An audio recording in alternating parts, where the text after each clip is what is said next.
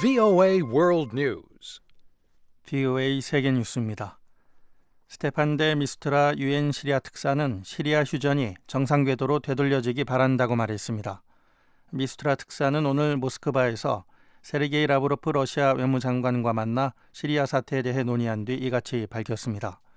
시리아에서는 지난 2월 발효된 휴전으로 폭력 사태가 크게 줄었지만 최근 알레포 지역에서 치열한 전투가 벌어지면서 지난주 수백 명의 민간인이 숨졌습니다. 시리아 관영 언론은 오늘도 알레포에서 반군이 발사한 로켓이 병원을 타격해 수십 명이 숨지거나 다쳤다고 보도했습니다. 미스트라 특사와 라브로프 장관은 오늘 회담 시작에 앞서 러시아와 미국이 휴전 강화를 위해 함께 노력하고 있다고 말했습니다.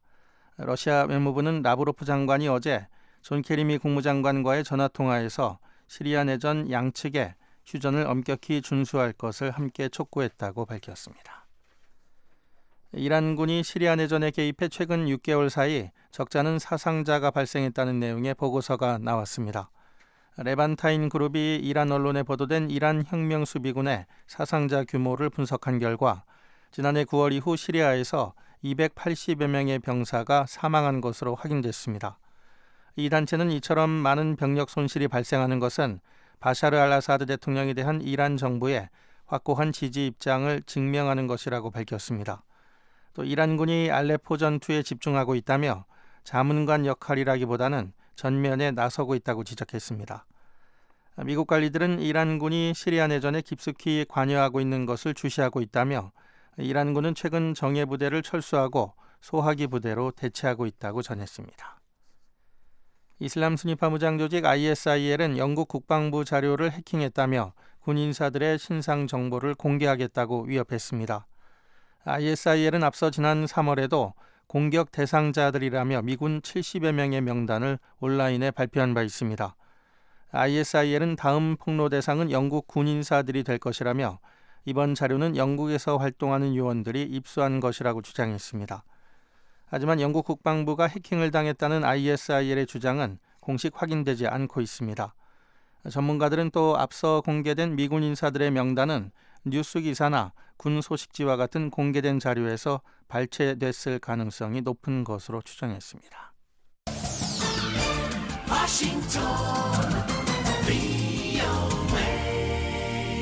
지금 여러분께서는 VOA 세계 뉴스 듣고 계십니다. 러시아 전투기와 미군 선박들의 충돌 위험을 피하기 위해 두 나라가 발틱해에서 관계를 정상화할 필요가 있다고 존 리처드슨 미 해군 참모총장이 밝혔습니다. 리처드슨 참모총장은 어제 가진 기자회견에서 최근 발틱해에서 양국군이 근접 조우한 것은 전술적 오판 가능성을 증가시키는 일이라고 말했습니다.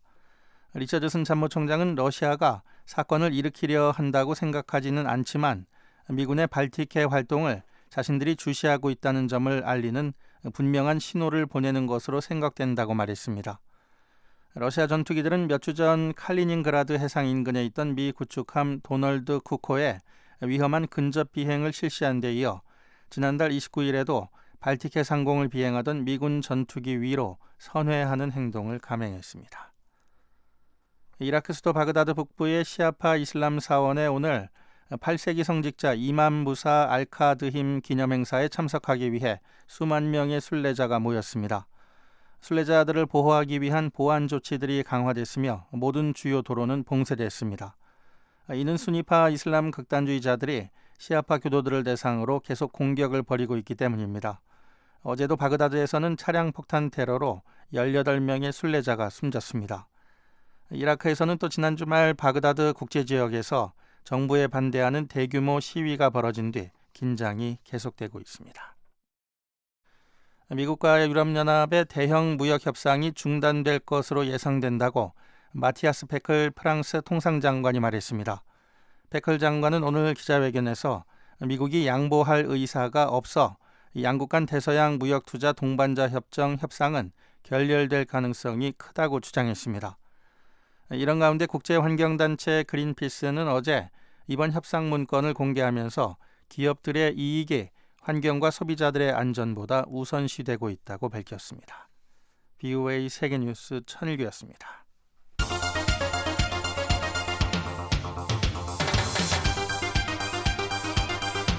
VOA News Today.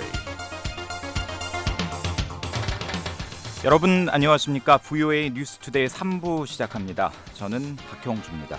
먼저 이 시간 전해드릴 주요 한반도 소식입니다. 미 국무부의 로버트 킹 북한 인권 특사는 미국 정부가 인권 유린에 가담한 북한 관리들을 찾아내 제재하는 방안을 검토하고 있다고 밝혔습니다. We're looking at the issue of how we might identify individuals in ways that meet our legislative requirements. 미국의 국제종교자유위원회가 북한을 종교자유 특별 우려국으로 지정할 것을 국무부에 건의했습니다.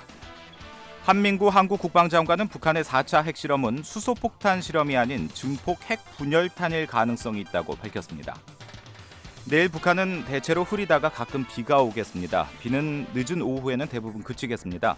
내일 아침 최저 기온은 1도에서 11도, 낮 최고 기온은 8도에서 20도로 예상돼 오늘보다 조금 높겠습니다.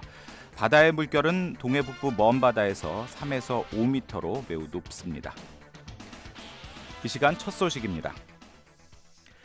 미국과 한국, 일본 정부의 인권 책임자들이 일제히 북한의 심각한 인권 유린에 대한 국제사회의 책임 추궁을 촉구했습니다.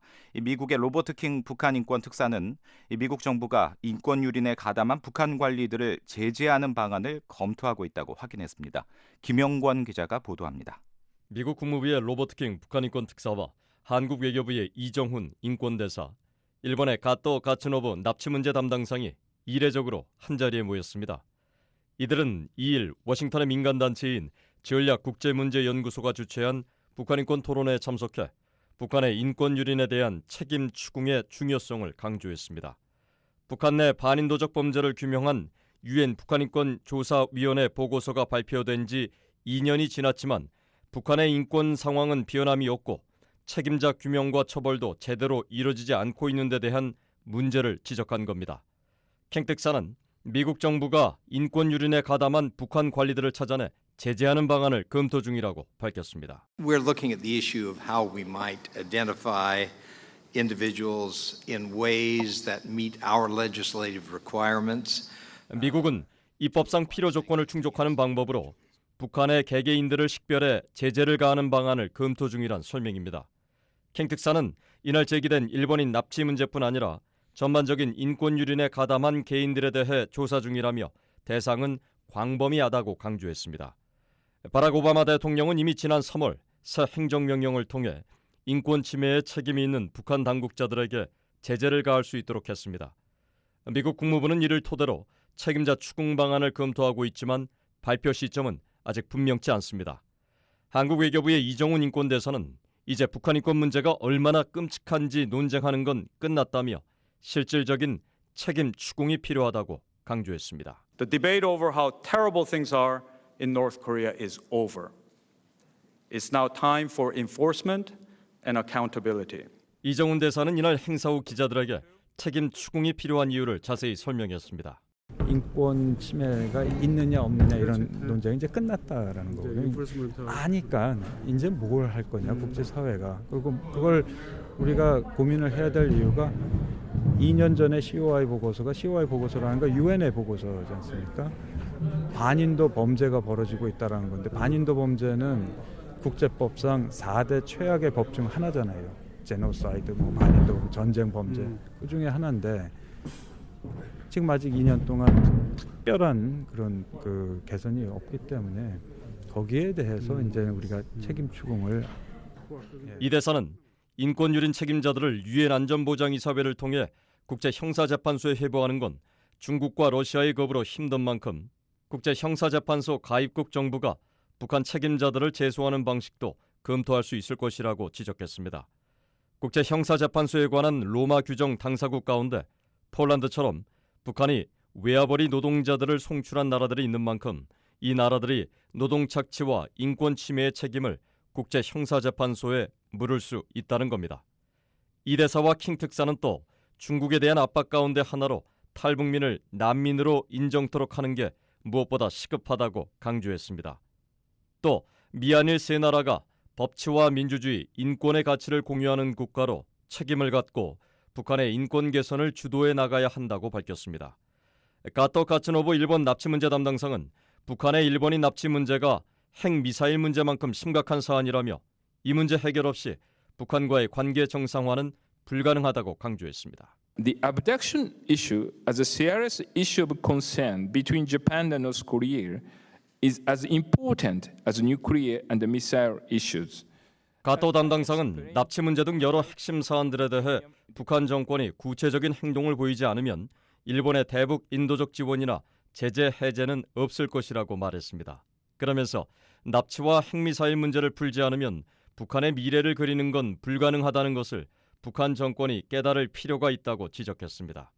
이날 토론회엔 탈북 난민 대학생 그레이스 조 씨와 일본인 납북자 가족협회 관계자가 참석해 탈북민들의 열악한 현실과 납북자 가족들의 아픔에 대해 증언했습니다. VOA 뉴스 김영권입니다. 미국의 국제종교자유위원회가 북한이 국민의 종교 자유를 지속적으로 탄압하고 있다며 특별 우려국으로 지정할 것을 국무부에 건의했습니다. 16년 연속 특별 우려국 지정을 건의한 건데요. 이 북한에는 종교의 자유가 전혀 없다고 지적했습니다. 조은정 기자가 보도합니다. 미국 정부 산하 독립기구인 국제종교자유위원회는 2일 발표한 2016 연례 종교자유 보고서에서 북한 등 17개 나라를 특별 우려국으로 지정할 것을 국무부에 건의했습니다. 특별 우려국은 국민의 종교 자유를 조직적, 지속적으로 탄압하는 나라를 말합니다. 보고서는 비록 헌법상 보장돼 있지만 북한에는 종교 자유가 존재하지 않는다고 지적했습니다. 보고서는 북한이 세계에서 가장 억압적인 정권 중 하나이자 최악의 인권 탄압국이며 종교를 체제에 대한 위협으로 여기고 있다고 밝혔습니다. 이어 북한에서 비밀리에 종교 활동을 하는 사람들을 체포, 고문, 구금, 심지어 처형한다고 덧붙였습니다. 국제종교자유위원회의 로버트 조지 위원장은 2일 기자회견에서 북한은 세계 최악의 종교 탄압국이라고 지적했습니다.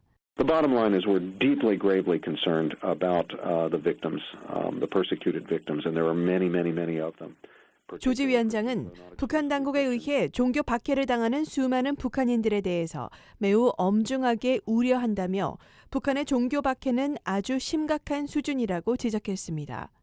조지 위원장은 무엇보다 북한 당국의 기독교인 박해에 대해 큰 우려를 가지고 있다고 밝혔습니다. The government in North Korea reserves its most severe persecution for Christians, although the regime is hostile really to all organized religion. Christians believe. 조지 위원장은 북한 당국은 기독교인들을 가장 심하게 박해하고 있다며 전도하거나 종교 활동을 하거나 다른 기독교인들과 교류한 북한 기독교인들은 구금돼서 강제 노동을 하거나 처형되는 경우도 있다고 지적했습니다. 이와 관련해 국제종교자유위원회의 보고서도 2015년 2월에서 2016년 2월 기간 중 북한의 종교자유 상황과 관련해 특히 북한 정부에 의한 기독교 박해의 우려를 나타냈습니다. 수만 명의 북한 기독교인들을 수감해서 강제 노동과 처형을 하는 것은 물론 인도주의 활동을 위해 북한을 방문하는 외국 국적의 성직자들을 구금했다는 것입니다. 보고서는 2015년 초 캐나다 국적의 임현수 목사, 2015년 3월 김국기, 최춘길 선교사들의 억류 사례를 언급했습니다. 보고서는 또 북한 정부의 탈북자 강제 북송에 우려하며 탈북자들이 중국에 머물면서 선교사들과 접촉하거나 종교 활동에 참가할 경우 본국 송환 시 더욱 강력한 처벌을 받는다고 지적했습니다. 그러면서 2015년 6월 중국 옌변에서 중국 군인이 국경을 넘는 탈북자를 사살하기도 했다고 소개했습니다. 보고서는 따라서 북한을 특별 우려국으로 재지정할 것을 국무부에 건의했습니다. 또 미국 정부가 인권 침해에 연루된 북한 개인과 단체를 겨냥해서 강력한 제재를 가할 것을 제안했습니다. So we call for a follow-up UN inquiry within 5 years to track the findings of the Commission of Inquiry on Human Rights in North Korea's 2014 report. 조지 위원장은 이 밖에 제안 사항으로 미국 정부가 앞으로 5년 안에 UN 북한 인권조사위원회 COI 보고서에 대한 후속 조사를 실시하고 북한과의 회담에서 인권과 종교 자유 문제를 다루며 한국, 일본과 협력해 북한에서 종교 자유를 개선할 것을 언급했습니다. 보고서는 아울러 미국 정부가 북한 인권법을 완전히 이행하고 대북 라디오 방송을 확대할 것을 제안했습니다. 또 중국의 탈북자 강제 북송 중단을 정기적으로 촉구하라고 제안했습니다. 국제종교자유위원회가 지목한 특별 우려국은 모두 17개 국가입니다.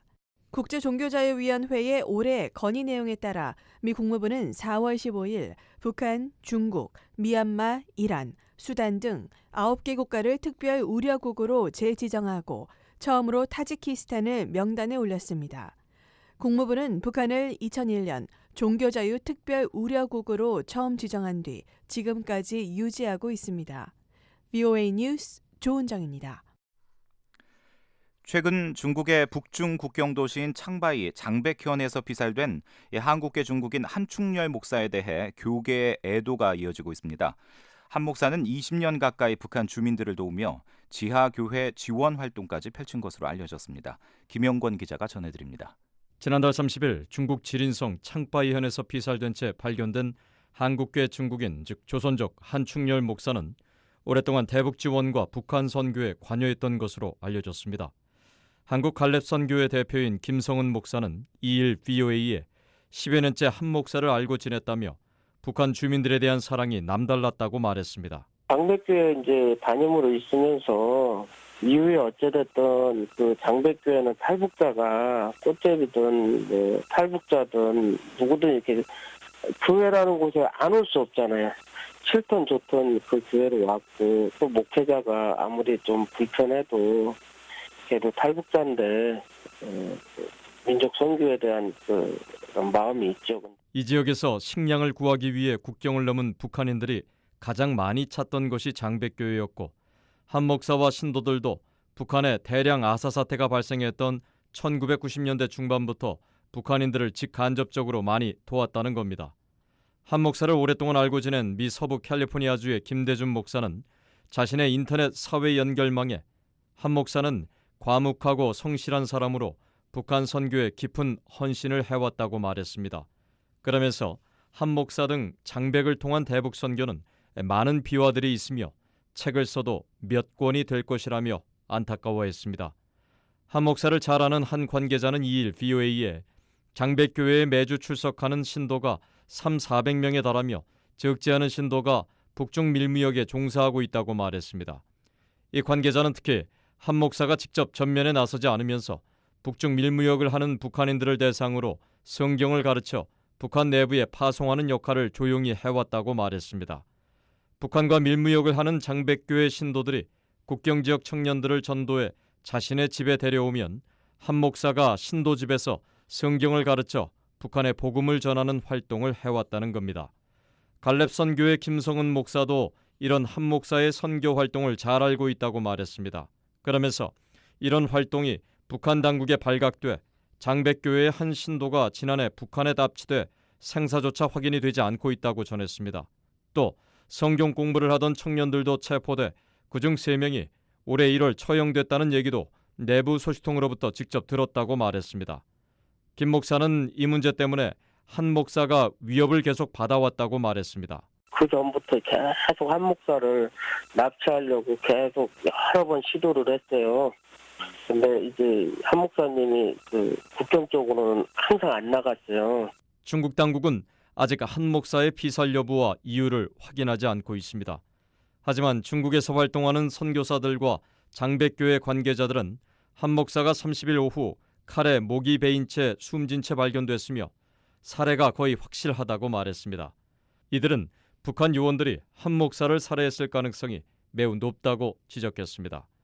최성룡 납북자 가정 모임 대표는 2일 연합뉴스 등 한국 언론들에 중국에 넘어온 북한 공작 요원 3명이 한 목사를 살해했다는 소식을 지린성에서 활동하는 관계자들로부터 들었다고 주장했습니다. 그러면서 중국 공안 당국도 이를 단순한 살인 사건으로 보지 않고 상당히 열의를 갖고 수사하고 있다고 전했습니다.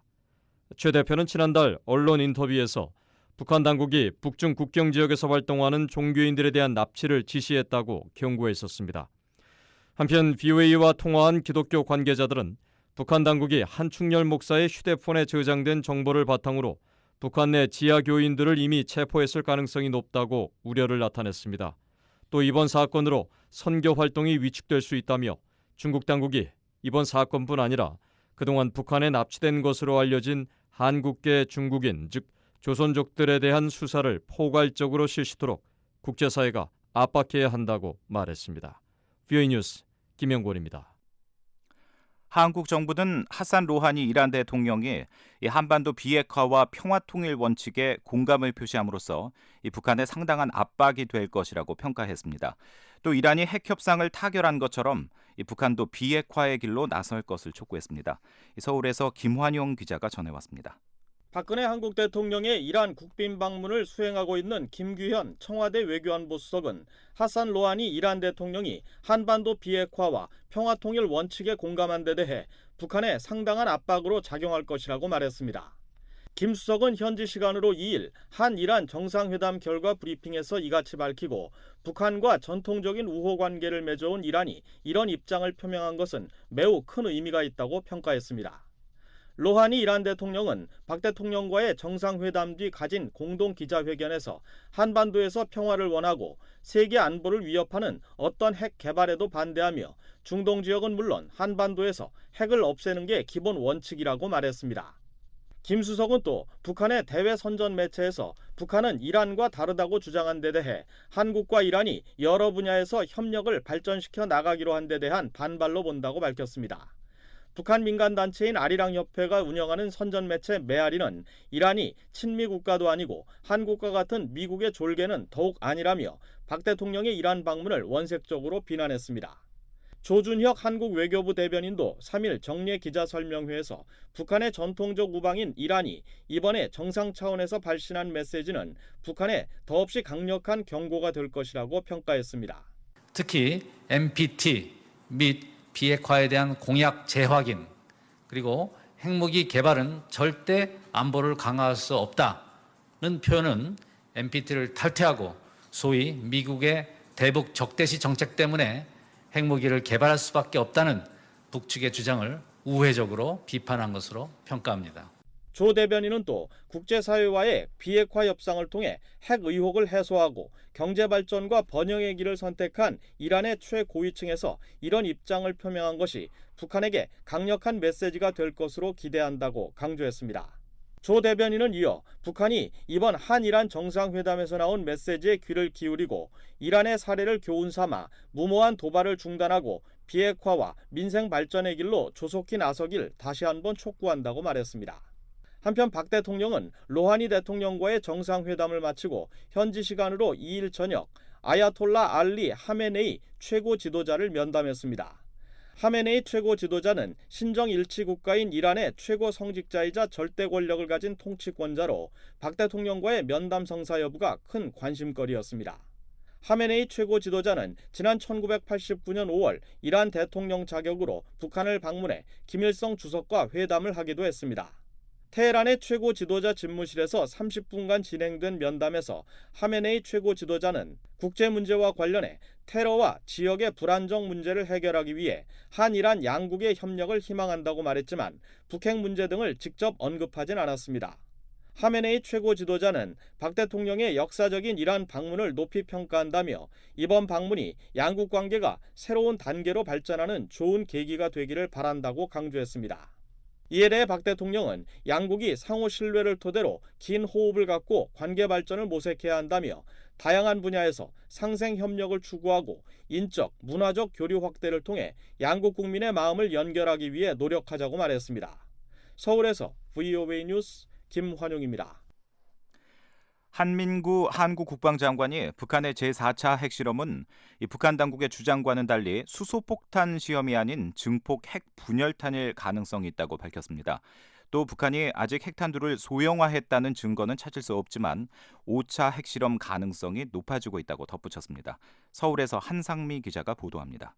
한민구 한국 국방부 장관은 3일 국회 국방위원회 전체 회의에서 지난 1월 북한의 4차 핵실험은 북한이 주장한 수소폭탄 실험이 아니며 기껏해야 증폭 핵분열탄이라고 평가했습니다.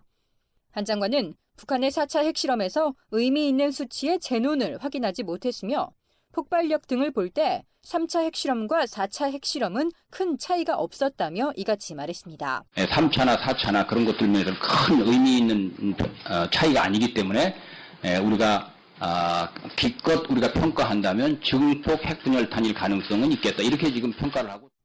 한 장관은 또 북한이 40여 킬로그램의 플루토늄을 확보하고 있다고 공식적으로 확인했으며 여러 정치적 목적을 위해 핵탄두 소형화에 집중하고 있다고 설명했습니다. 이어 북한이 아직 핵탄두를 소형화했다는 증거는 찾을 수 없지만 5차 핵실험 가능성이 높아지고 있음은 확인할 수 있다고 덧붙였습니다. 핵실험을 하고 소형화에 걸리는 시간을 보면은 북한이 그러한 가능성은 높아 보이는데 가지고 있는 정보를 통해 봤을 때 소형화를 했다라고 확인할 수 있는 근거는 아직 갖고 있지 않다 하는 것이 국방부의 입장입니다. 한 장관은 이 같은 북한의 핵 개발에 대해 맞춤형 억제 전략과 동맹의 미사일 대응 작전 등 확고한 억지력을 갖고 있다고 강조했습니다.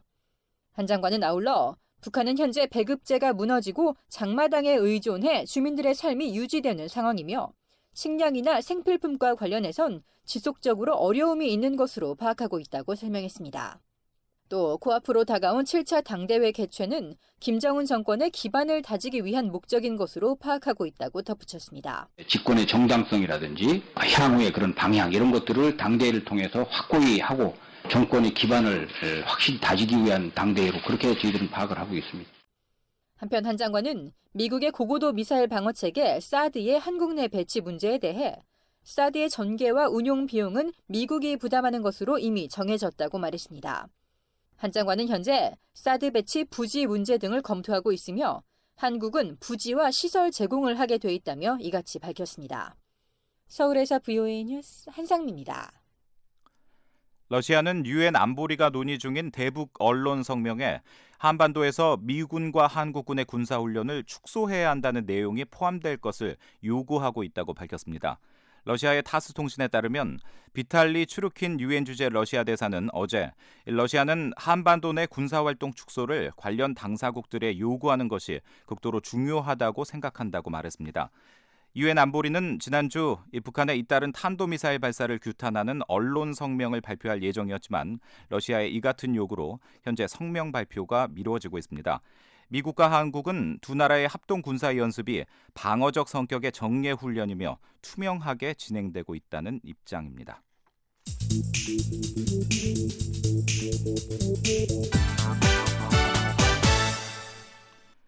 북한이 제7차 노동당 대회를 앞두고 있는 가운데 김정은 체제가 불안정하다는 한국 내 전문가들의 전망이 지난해보다 크게 증가했습니다. 또 이번 당 대회에서는 이 군사와 경제 부문이 강조될 것이라는 관측도 나왔는데요. 한국의 현대경제연구원이 실시한 전문가 설문조사 결과를 박병용 기자가 정리해드립니다. 한국 내 통일 외교 안보 분야 전문가들은 오는 6일 개최되는 북한의 제7차 노동당 대회에서 군사와 경제 부분이 강조될 것으로 전망했습니다. 현대경제연구원이 북한의 당대회 개최를 맞아 통일 외교 안보 분야 전문가 100명을 대상으로 설문조사한 결과 핵실험과 중장거리 탄도미사일 발사 등 김정은 국방위 제1위원장의 군사적 업적을 강조하면서 핵 보유국 지위 확인에 나설 것으로 전망됐습니다. 이와 함께 새로운 경제정책 방향을 제시함으로써 김정은 체제가 추구하는 경제 청사진을 선보일 가능성도 있다고 내다봤습니다. 북한의 당대회 개최와 관련해 응답한 한국 내 전문가 집단의 90% 가까이는 이번 당대회를 통해 김정은 제1위원장에게로 권력의 집중이 다소 강화되거나 매우 강화될 것으로 응답했습니다. 다소 강화는 53%, 매우 강화는 35%였습니다. 그러나 현재 김정은 체제는 불안정하다는 의견이 32%로 나타나 지난해 조사 때보다 18%나 올라갔습니다. 이와 함께 김정은 체제의 개혁과 개방에 대한 기대감도 줄어들었습니다. 전문가 10명 가운데 6명은 김정은 체제의 개혁과 개방을 추진하겠다는 의지가 김정일 체제와 비슷한 수준이라고 평가했습니다. 김정은 체제의 개혁 개방 의지가 김정일 체제보다 높다는 응답은 28%에 그쳐 1년 전과 비교해 22%포인트나 떨어졌습니다. 앞으로 북한의 개혁 개방 추세가 점차 확대될 것이라는 평가도 29%에 머물러 지난해 설문조사 때보다 14%포인트 하락했습니다. 앞으로 남북관계 전망과 관련해서는 북한이 7차 당대회에서 별다른 대남 유화 조치를 하지 않을 것으로 전망했습니다. 또 올해 안에 남북관계 개선에 계기가 마련될 가능성에 대해서도 57%의 전문가가 올해 안에는 힘들 것이라고 응답했습니다. 서울에서 VOA 뉴스 박병용입니다. 최근 북한을 소재로 한 스마트폰 앱이 잇따라 등장하고 있습니다. 북한의 핵도발을 풍자하거나 김정은 제1위원장 등 북한 인물들을 희화화하는 내용이 주를 이루고 있는데요. 한 앱 개발자는 북한 주민들이 자유를 얻도록 돕기 위해 이같이 앱을 개발했다고 말했습니다. 한진식 인턴 기자가 취재했습니다. 김정은을 저지하라 스탑 김이란 이름의 스마트폰 게임입니다. 구글 앱스토어에서만 약 50만 건이 다운로드된 이 게임은 김정은 북한 국방위원회 제1위원장이 핵미사일을 발사하지 못하도록 막아 세계를 구한다는 내용으로 진행됩니다. 화면에 등장하는 김정은 제1위원장의 시선을 피해 최대한 빨리 핵무기를 제거하는 것이 게임 내용입니다. 앱 이용자들은 북한의 지도자와 그의 핵미사일 위협을 다뤘다는 점에서 소재가 참신하고 게임 진행 방식이 흥미롭다는 후기를 남겼습니다. 이 앱을 이용해본 미국인 대학생 클라우디오 그라지아노 씨는 현실에서 북한은 위협적이지만 이 게임은 북한에 대한 완전히 다른 관점을 보여준다고 말했습니다. In the real world, he's actually very dangerous, but it makes the whole view about North Korea completely different based off the media and the games. 북한의 도발이라는 심각한 소재를 게임이라는 방식으로 가볍게 풀어냈다는 겁니다. 김정은 제1위원장과 그의 도발 행위를 소재로 안드로이드와 애플 앱스토어에서 배포되고 있는 앱은 현재 약 30건에 달합니다. 미국과 스웨덴, 벨기에 등 서방국들에서 개발된 이들 앱은 대부분 게임이지만 동영상 촬영 시 김정은 제1위원장이 등장하는 카메라 앱과 북한과 관련된 우스꽝스러운 그림 자료들을 모아 분류한 앱도 있습니다. 북한이 국제사회를 향한 협박의 수위를 높여왔다는 데 착안한 협박 생성기 앱도 눈길을 끕니다. 앱을 실행해 특정 버튼을 누를 때마다 다소 비상식적으로 들리는 새로운 협박을 들을 수 있습니다. 실제로는 위협적인 협박이지만 이 앱에서는 가벼운 농담으로 취급됩니다.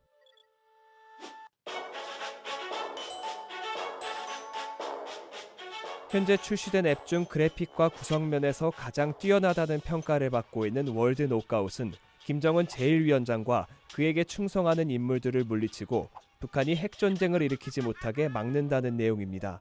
이 앱에는 김정은 제1위원장 등 북한 인물들이 만화 캐릭터로 등장하고 실제 북한 상황이 그림으로 잘 묘사되어 있습니다. 요덕수용소와 평양능라경기장, 문수유의장 등 북한의 실제 지명과 장소를 배경으로 사용한 점이 돋보입니다. 게임 속에서 지도자 김정은은 한 마을에 나타나 굶주린 소년이 남겨둔 음식을 빼앗아 먹습니다. 게임 이용자들은 나쁜 짓을 일삼는 악당들을 물리쳐 북한 주민들을 도와야 합니다. 이 앱을 개발한 미국 뉴욕 소재 13th Floor 스튜디오의 팀 스나이더 씨는 VOA에 김정은 암살을 다룬 영화 인터뷰에서 영감을 얻었다고 말했습니다. 스나이더 씨는 유머와 풍자가 섞인 이 게임을 통해 누구나 독재자에 대항해 맞설 수 있다는 사실을 보여주고 싶었다고 말했습니다. 현실에 존재하는 악명 높은 독재자를 권투글러브와 야구방망이, 명품 핸드백 등으로 때리면서 재미있게 상대한다는 겁니다. We hope that through our game, through humor and through satire, we can demonstrate that anybody can, stand up to a dictator. 실제로 이 게임 곳곳에는 Fight for Freedom, 즉 자유를 위해 싸운다는 문장이 보입니다. 스나이더 씨는 김정은은 북한 주민들에게 위협이라면서 이 게임은 단순히 김정은과 싸우자는 게 아니라 북한 주민들이 자유를 얻도록 세계인들이 함께 돕는 데 의미가 있다고 말했습니다. And make it focus on trying to, help bring freedom to North Korea, not to go to war with Kim Jong-un or something like that. It's about, trying to bring freedom for North Koreans. 앱스토어에서 특정 국가에 대해 검색하면 보통 여행 정보나 언어 교육과 관련한 앱들이 나타납니다. 가령 한국의 영문명인 사우스 코리아를 구글 플레이 스토어에서 검색하면 한국어 공부를 도와주는 앱과 한국 여행 시 요긴하게 사용할 수 있는 앱 등 정보 제공 목적의 앱들이 100건 이상 나옵니다. 그러나 노스코리아, 즉 북한의 경우 정보와 관련한 앱은 약 10건에 불과하며 지도자와 도발 행위를 소재로 한 앱이 나옵니다. VOA 뉴스 한진식입니다.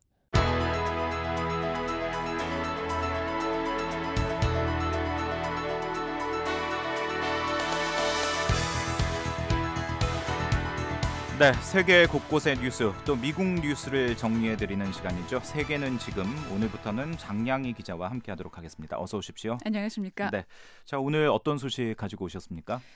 예, 먼저 시리아에서 내전이 갈수록 악화되고 있는 상황인데요. 유엔의 시리아 담당 특사가 러시아 외무장관을 만나서 휴전 재개 문제를 논의했습니다. 이 소식 먼저 전해드리고요. 네. 이슬람 순위파 극단주의 무장단체 ISIL이 영국군의 기밀 사항을 공개하겠다고 위협한 내용 준비되어 있습니다. 네. 또 남중국해 영유권 문제로 중국과 갈등을 빚고 있는 베트남이 이 살상무기 금수 조치를 해달라고 미국에 요청했고요. 또 세계 언론 자유의 날을 맞아서 세계 언론 자유 실태 한번 살펴보고요. 끝으로 미국 대통령 선거 관련 소식 정리해 보겠습니다. 네. 자, 그럼 먼저 유엔 시리아 특사가 모스크바를 방문한 소식부터 좀 전해주시겠습니까? 네. 스테판 데 미스투라 유엔 시리아 담당 특사가요. 바로 오늘 모스크바에서 세르게이 라브로프 러시아 외무장관을 만나서요. 시리아 휴전 문제를 논의했습니다. 예. 스테판 데 미스투라 유엔 특사가 이 라브로프 장관과 만난 뒤에요. 시리아 휴전이 정상 궤도로 돌려지길 바란다고 말했는데요. 이 시리아에서는 정부군과 반군의 치열한 공방으로 지난 2월 27일 휴전 발효 이후에도 수많은 사상자가 발생하고 있지 않습니까? 네. 미국과 시리아 반군 측은 이 러시아 때문에 휴전이 깨졌다고 비판을 하고 있는 중이어서 모스크바에서 의미 있는 합의가 나올지 주목을 받았습니다. 네, 유엔 특사가 러시아를 방문한 것은 그만큼 러시아가 시리아 대전에 영향력을 끼치고 있다, 이런 얘기가 되겠죠. 그렇습니다. 러시아가 시리아 정부를 지원하고 있다는 게 국제사회의 관측이고요. 네. 또 갈등을 해결하기 위해서는 미국과 러시아 같은 강대국들이 적극적으로 나서야 한다는 게 바로 미스트라 특사의 입장인 거죠. 네. 미스트라 특사가 얼마 전에 이 스위스 제네바에서 존 케리 미 국무장관과도 회담을 했는데요. 네. 미국은 동맹국들하고 협의를 해서 시리아 내전을 끝낼 수 있을 만한 몇 가지 제안을 논의 중인 것으로 알려졌습니다만 예. 구체적인 내용은 아직 밝혀지지 않았습니다. 또 러시아 당국자는요, 최근 관영 매체를 통해서 알레포에 고요한 체제를 도입할 수 있도록 아사드 정부 측과 협상을 벌이고 있다, 이런 얘기를 했습니다. 예. 유엔 시리아 특사가 미국 국무장관을 만난 다음에 또 이제 러시아 외교장관을 만난 것, 이 부분이 좀 주목되는데. 네. 자, 그렇다면 시리아 내전은 지금 어떤 상황입니까? 네. 앞서 말씀드린 대로요. 지난 2월 말에 정부군과 반군이 휴전에 합의했지만 사실상 휴전이 유명무실한 상황입니다. 네네. 특히 이 시리아 북부 경제 중심지인 알레포 일대에서요, 세력 확대를 위한 전투가 치열한 상황인데요. 이 알레포에서는 정부군의 공습과 반군의 포격으로 또 지난주에만 수백 명이 숨졌습니다. 예, 말만 휴전인 그런 상황이군요. 그렇습니다. 자, 이런 가운데 시리아와 이라크를 중심으로 활동하고 있는 이슬람 순위파 무장단체죠, ISIL이 영국군의 기밀 정보를 입수했다, 이런 내용이 있군요. 예, 이슬람 순위파 극단주의 무장단체 ISIL이 영국 국방부를 해킹했다고 주장한 것이 화요일 알려졌는데요. 예. 자칭 IS 해킹국이라고 말하는 이 단체가요, 이날 영국군 장병 70명의 신상 정보를 인터넷에 유출시키겠다고 위협을 했습니다. 네, ISIL의 선전전 방법이 갈수록 다양해지는 그런 모습이군요. 그렇습니다. 이 단체의 말을 빌면은요, 영국에 있는 형제들로부터 입수한 기밀 자료를 공개하겠다고 했는데요. 또 우리는 천천히 그리고 비밀스럽게 영국과 미국의 온라인과 오프라인으로 침투하고 있다, 이런 주장을 했습니다. 네. 자, 이들의 주장은 영국 국방부 전산망을 해킹하는 데 성공을 했다는 건데요. 네. 지난 3월에 영국 방송 스카이 뉴스가 ISIL 조직원 명단을 입수해서 전격 공개하지 않았습니까? 네. 이에 대한 보복 성격인 것으로 보입니다. 예. 이제 문제는 이 같은 주장이 사실일 것이냐, 이 부분일 텐데 당사국들은 뭐 입장을 밝혔습니까? 예, ISIL과 연계된 단체가 영국 국방부를 해킹했다는 이런 주장은 아직 사실로 확인된 내용이 없습니다. 예. 또 영국과 미국 당국은 이 주장의 신빙성에 대해서도 논평하지 않고 있습니다.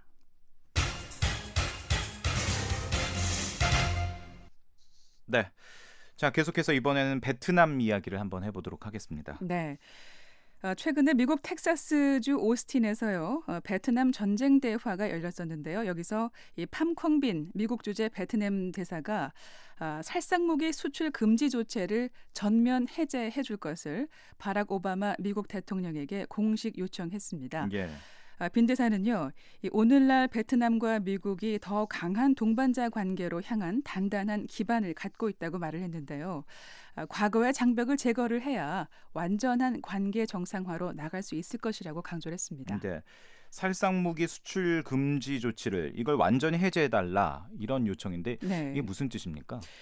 예, 중국과 남중국해 영유권 분쟁을 겪고 있는 베트남이요, 바로 미국의 군사적 지원 확대를 요청한 것인데요. 미국이 지난 2014년 10월에 베트남에 40년 동안 적용해왔던 이 살상무기 금수 조치를 일부 풀었죠. 네. 자, 이에 대해서 베트남 정부가 필요한 무기를 요청하면 미국 정부가 의회와 협의를 해서 판매 허용 여부를 결정하는 그런 방식이었습니다. 네, 네. 이 때문에 그동안 베트남 정부가 이 살상무기 금수 조치 완전 해제를 꾸준하게 요구를 했고요. 네네. 미국 정부도 긍정적으로 검토 중인 것으로 알려졌지만 베트남 인권 실태 문제를 삼는 이 미 의회 일각의 반대 때문에 어려움을 겪어왔습니다. 네.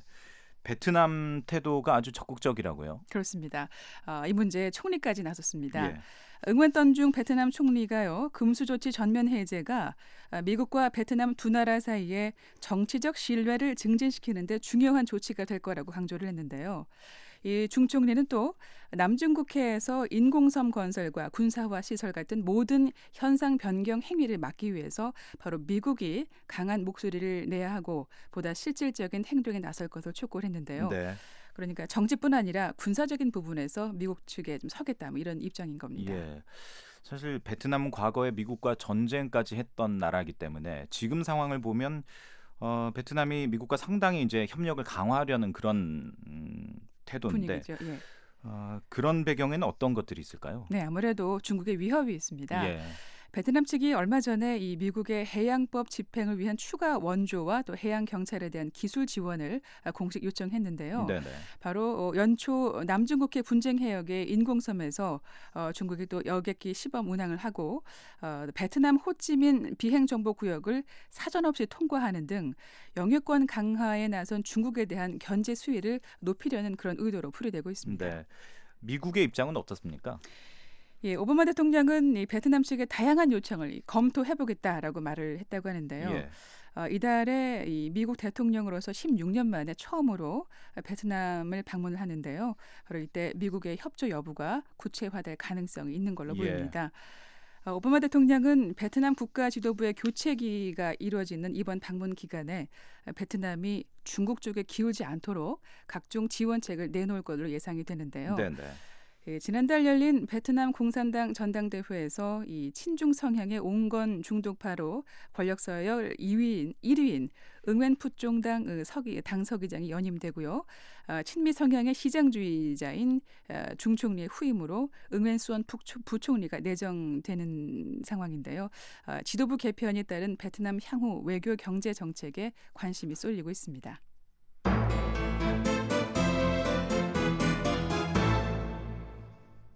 네, 오늘이 5월 3일 세계 언론 자유의 날입니다.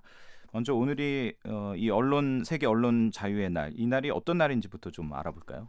네, 유엔이 지난 1993년 12월 20일 또 총회를 열었는데요. 그 당시 많은 나라에서 정부 억압으로 언론의 독립성이 위협을 받고 있고 많은 언론들이 진실을 밝히는 와중에 생명마저 위협받고 있다는 사실을 상기시키기 위해서요. 매년 5월 3월을 바로 세계 언론의 날, 자유의 날로 선포를 했습니다. 네. 하지만 여전히 세계 곳곳에서 언론 탄압은 벌어지고 있습니다. 예, 곳곳에서 언론 탄압이 벌어지고 있다고 하셨는데 구체적으로 어떤 일들이 있는 건가요? 예, 언론인 보호위원회라는 국제기구가 파악한 내용에 따르면요, 현재 200여 명에 달하는 언론 종사자들이 세계 각국에 구금되어 있는 상황이고요. 정부의 부패를 고발했거나 당국의 보도 협조를 거부하는 그런 이유로 다양합니다. 언론 자유가 점점 위축되고 있다 이런 얘기군요. 그렇습니다. 국제인권단체인 프리덤 하우스가 지난달에 이 2016 언론자유 보고서를 발표했는데요. 내용을 보면 지난해 언론자유 지수가 2003년 이후 최하점인 48.9점이었습니다. 네. 특히 터키, 프랑스, 예멘, 이집트 등이 언론 자유도가 급격하게 낮아졌다는 지적을 했습니다. 예. 북한도 언론 자유도가 매우 낮은 나라 가운데 하나죠. 그렇습니다. 전 세계 최악인 걸로 나타났는데요.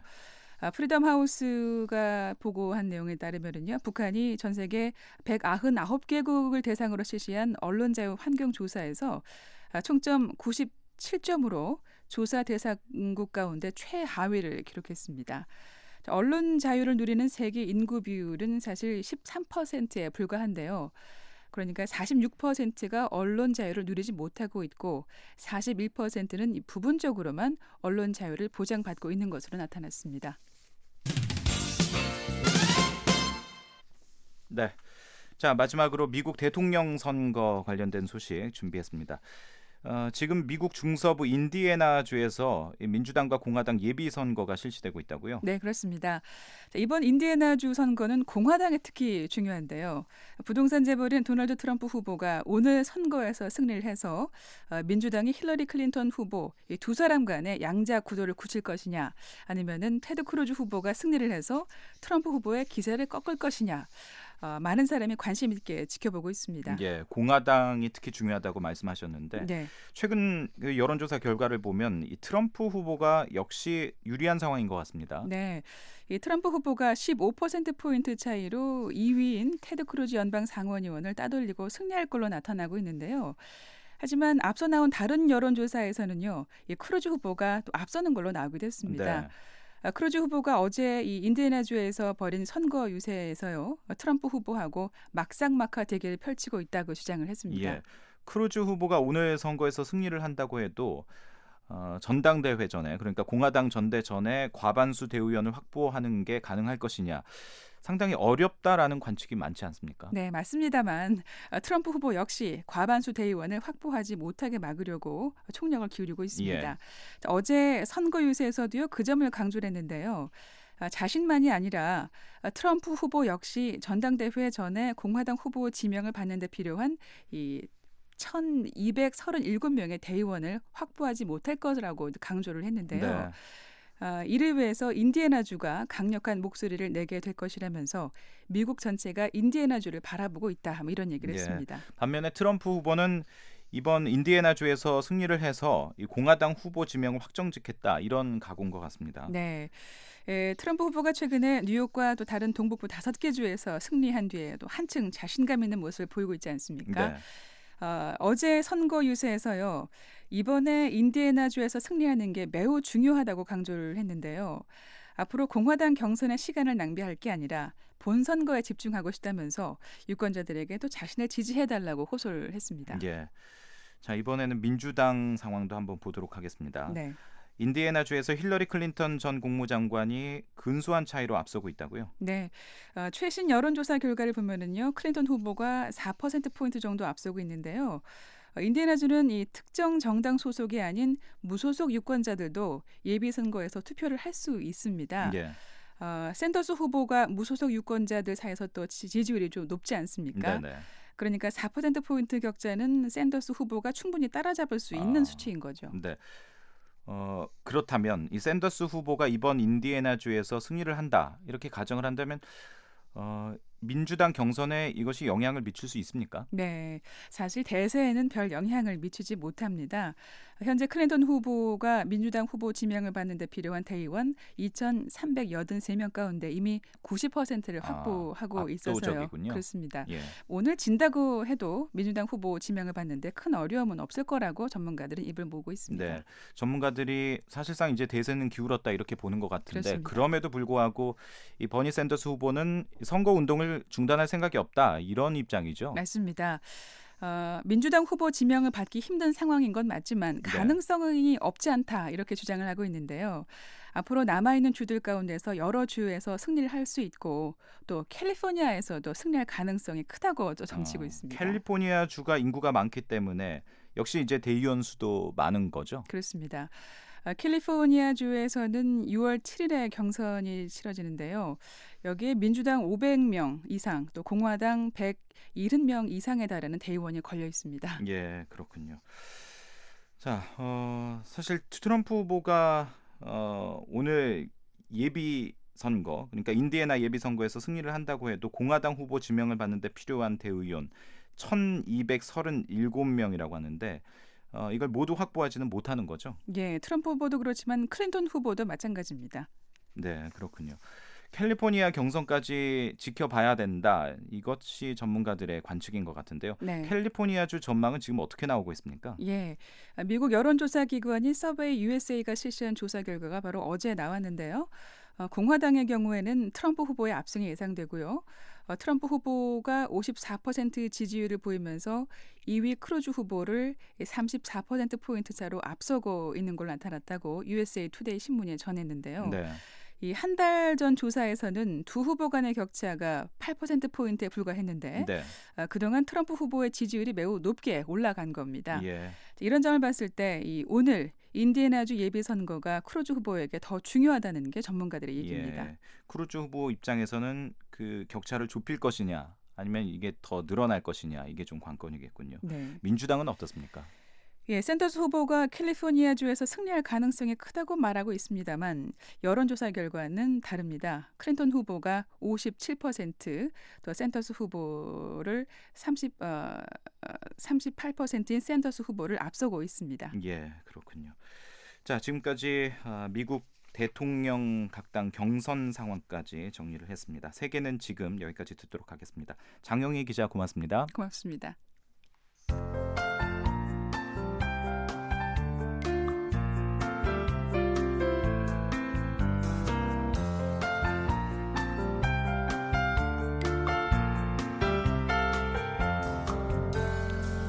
네, 한국 기상청 제공 북한 날씨 전해드립니다. 북한은 내일까지 비가 오는 곳이 많겠습니다. 하지만 늦은 오후에는 대부분 그칠 것으로 보이는데요. 내일 아침 최저 기온 1도에서 11도, 낮 최고 기온은 8도에서 20도로 예상돼서 오늘보다는 조금 높겠습니다. 바다의 물결은 동해북부 먼 바다에서 3에서 5m로 매우 높겠습니다. 지역별도 잠시 살펴보겠습니다. 평안남도와 북도 모두 흐리고 비가 오겠습니다. 특히 중강 지역 비올 확률이 80% 정도 높습니다. 평양 최저기온 10도, 최고기온 17도, 남포 최저기온 10도, 최고기온 18도입니다. 신의주는 아침 최저 11도, 낮 최고 18도, 광계는 최저 7도, 최고 12도 분포를 보이겠습니다. 자, 지금까지 한국 기상청 제공 북한 날씨였습니다. 네, VOA 뉴스투데이 3부 이상으로 마치겠습니다. 함께해 주신 여러분 고맙습니다. 지금까지 박형주였습니다. 끝으로 세계 뉴스가 이어지겠습니다. VOA World News. VOA 세계 뉴스입니다. 스테판 데 미스트라 유엔 시리아 특사는 시리아 휴전이 정상 궤도로 되돌려지기 바란다고 말했습니다. 미스트라 특사는 오늘 모스크바에서 세르게이 라브로프 러시아 외무장관과 만나 시리아 사태에 대해 논의한 뒤 이같이 밝혔습니다. 시리아에서는 지난 2월 발효된 휴전으로 폭력 사태가 크게 줄었지만 최근 알레포 지역에서 치열한 전투가 벌어지면서 지난주 수백 명의 민간인이 숨졌습니다. 시리아 관영 언론은 오늘도 알레포에서 반군이 발사한 로켓이 병원을 타격해 수십 명이 숨지거나 다쳤다고 보도했습니다.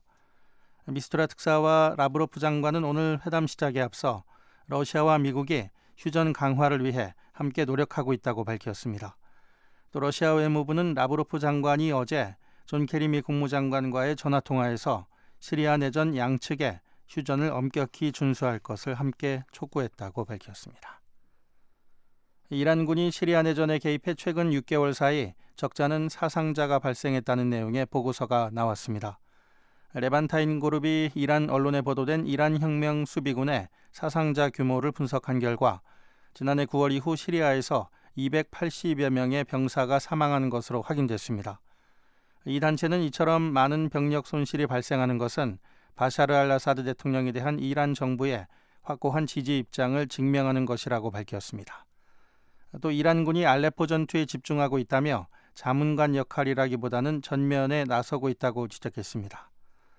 미국 관리들은 이란군이 시리아 내전에 깊숙이 관여하고 있는 점을 주시하고 있다며 이란군은 최근 정예 부대를 철수하고 소화기 부대로 대체하고 있다고 전했습니다.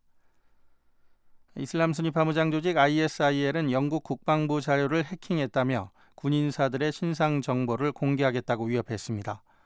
ISIL은 앞서 지난 3월에도 공격 대상자들이라며 미군 70여 명의 명단을 온라인에 발표한 바 있습니다. ISIL은 다음 폭로 대상은 영국 군인사들이 될 것이라며 이번 자료는 영국에서 활동하는 요원들이 입수한 것이라고 주장했습니다. 하지만 영국 국방부가 해킹을 당했다는 ISIL의 주장은 공식 확인되지 않고 있습니다. 전문가들은 앞서 공개된 미군 인사들의 명단도 뉴스기사나 군 소식지와 같은 공개된 자료에서 발췌됐을 가능성이 높은 것으로 추정했습니다.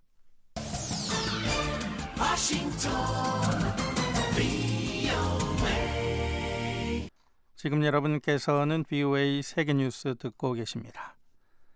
이라크에 파병된 미군 한 명이 순위파 무장 세력 ISIL과의 전투에서 사망했다고 애슈턴 카터 미 국방장관이 밝혔습니다. 카터 장관은 오늘 독일 슈투트가르트를 방문한 자리에서 기자들에게 미군 병사가 적의 화기에 맞아 숨졌다고 말했습니다. 이와 관련해 피터 쿡 미 국방부 대변인은 사건이 이라크 모술 인근 지역에서 발생했다고 밝혔습니다. 모술은 ISIL이 장악하고 있는 곳으로 이라크 지상군은 현재 모술 재탈환을 위한 집중 공세 작전에 나서고 있습니다. 또 다른 미군 관리는 ISIL이 쿠르드 자치정부군인 페시메르가의 전선을 뚫고 들어와 총격을 가했다고 전했습니다. 이 관리는 숨진 병사가 페시메르가의 자문관으로 일해왔다고 밝혔습니다. 러시아 전투기와 미군 선박들의 충돌 위험을 피하기 위해 두 나라가 발틱해에서 관계를 정상화할 필요가 있다고 존 리처드슨 미 해군 참모총장이 밝혔습니다. 리처드슨 참모총장은 어제 가진 기자회견에서 최근 발틱해에서 양국군이 근접 조우한 것은 전술적 오판 가능성을 증가시키는 일이라며 이같이 말했습니다. 리처드슨 참모총장은 러시아가 사건을 일으키려 한다고 생각하지는 않지만 미군의 발틱해 활동을 자신들이 주시하고 있다는 점을 알리는 분명한 신호를 보내는 것으로 생각된다고 말했습니다. 러시아 전투기들은 몇 주 전 칼리닝그라드 해상 인근에 있던 미 구축함 도널드 쿠코에 위험한 근접 비행을 실시한 데 이어 지난달 29일에도 발틱해 상공을 비행하던 미군 전투기 위로 선회하는 행동을 감행했습니다. 오늘 세계 언론의 날을 맞아 핀란드 헬싱키에서 열린 기념 행사에 전 세계 언론인들과 활동가들이 대거 모였습니다. 하지만 이 자리에는 정작 유엔이 올해 선정한 자유 언론상 수상자 카디자 이스마일로바 기자는 참석하지 못했습니다. 카디자 기자는 아제르바이잔 정부의 부정부패를 폭로하는 내용의 기사를 썼다가 징역 7년 6개월형을 선고받고 현재 복역 중입니다. 언론인 보호위원회는 카디자 기자처럼 전 세계적으로 억류돼 있는 언론인 수는 약 200명에 달한다고 밝혔습니다. 앞서 국제인권단체 프리덤 하우스는 최근 발표한 연례 보고서에서 지난해 세계 언론 자유가 12년 만에 최악이라고 밝힌 바 있습니다. VOA 세계뉴스 천일규였습니다. 지금까지 여러분께서는 VOA 한국어 저녁 방송을 들으셨습니다. VOA 한국어 저녁 방송은 저녁 7시 30분부터 11시 30분까지 4시간 동안 중파 1188kHz를 통해 들으실 수 있습니다. 또 밤 8시 30분부터 9시 30분까지 1시간 동안은 단파 7460kHz와 9490kHz로 들으실 수 있습니다. 그리고 밤 9시 30분부터 11시 30분까지 단파 11990kHz, 12110kHz로도 VOA 한국어 저녁 방송을 들으실 수 있습니다. 그리고 매일 아침 3시 30분부터 5시 30분까지 2시간 동안 보내드리는 VOA 한국어 아침 방송은 단파 5875, 7365, 7485kHz로 들으실 수 있습니다. 함께해 주신 여러분 고맙습니다. 다음 방송 시간까지 안녕히 계십시오.